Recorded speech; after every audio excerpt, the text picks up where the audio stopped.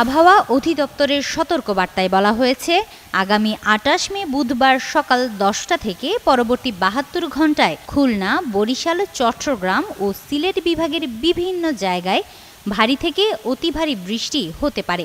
সক্রিয় সঞ্চালনশীল মেঘমালার প্রভাবে এই বর্ষণ হবে বলে জানানো হয়। বিশেষ করে চট্টগ্রাম, রাঙামাটি, খাগড়াছড়ি, বান্দরবান ও কক্সবাজার জেলার পাহাড়ি এলাকায় অতি ভারী বৃষ্টির কারণে ভূমিধসের আশঙ্কা করা হচ্ছে। সোমবার সন্ধ্যায় আবহাওয়াবিদ মোহাম্মদ শাহিনুল ইসলাম এই তথ্য নিশ্চিত করেন।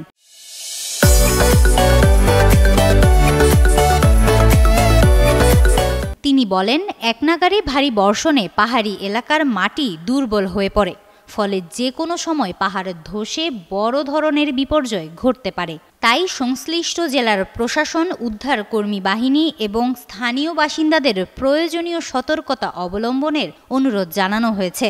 ঝুঁকিপূর্ণ স্থানে অবস্থান করা মানুষের নিরাপদ আশ্রয়ে সরে যাওয়ার নির্দেশনাও দেওয়া হয়েছে।